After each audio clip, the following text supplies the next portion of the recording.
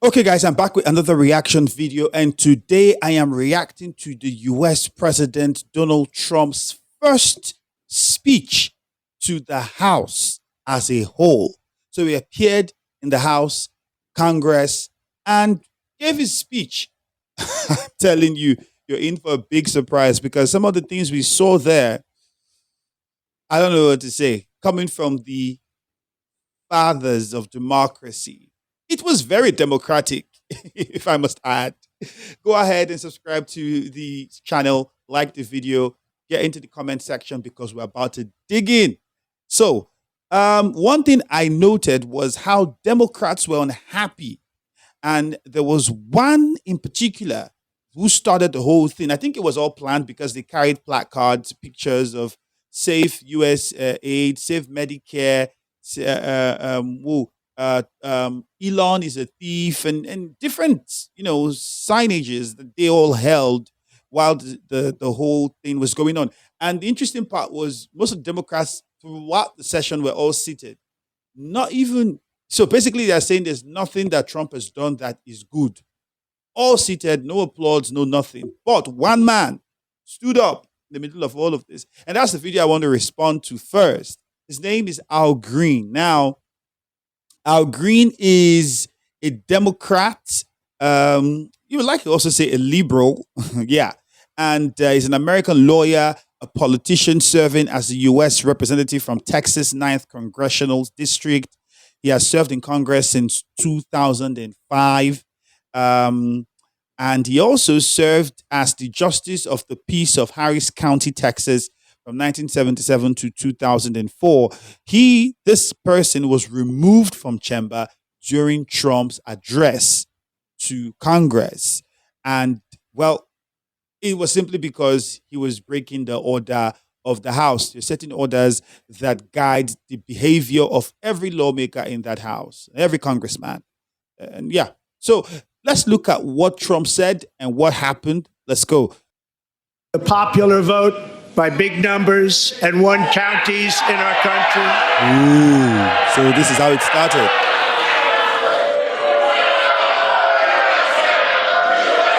And you see that's Al Green, pointing with the walking stick, and then you see all the Democrats standing up and chanting USA, USA. So it was just a clear divide, right? It was a clear divide. You would see like Democrats on one side, all Republicans all on the other side. And it was just the contrast was clear, very opposite. But it's hard to believe that Democrats think Trump hasn't done anything good. It's hard. And I love this. Don't get me wrong. It's democracy. But then again, it's also sickening. It feels petty, I like the idea that there's this distinct, division in the House, and you have people who have various ideas. Unlike in Nigeria, where they're trying to get all the eyes always have it. The last time we saw that happen in Nigeria, where the president came to present the budget at the joint session, and nobody booed, was this President Tinubu, because for whatever reason he's been able to politically get all the key people together. When President Buhari was president, it wasn't nice because he had the opposition PDP booing and doing all sort of stuff to disrupt the process, just like Democrats are doing now, playing opposition in the House. Okay, interesting. Let's go on.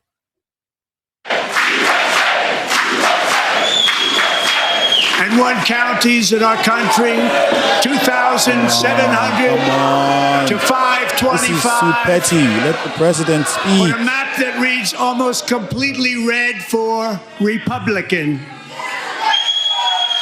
By the way, J.D. Vance, the vice president, standing behind now, for the to your first left. time in modern history, more Americans believe that our country is headed in the right direction than the wrong direction. In fact, it's an astonishing record, 27-point swing. The speaker had to step ever. in. And that's the speaker. He had to step in.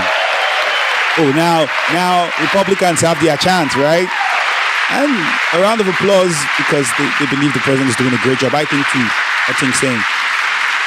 Likewise, small business optimism saw its single largest one-month gain ever recorded, a 41-point jump.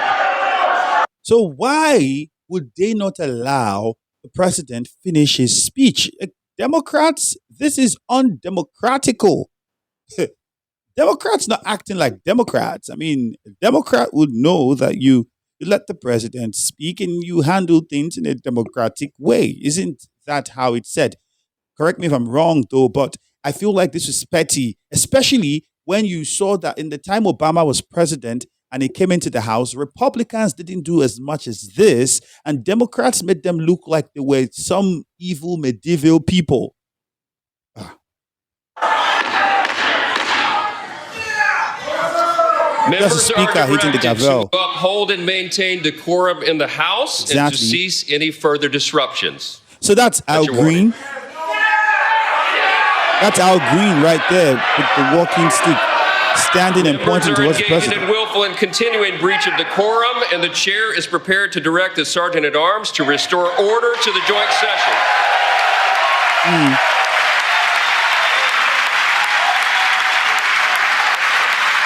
If he continues, Sergeant at Arms would have to take him out. They would have to be escorted. He would have to be escorted out of the Congress. That's Mr. Green.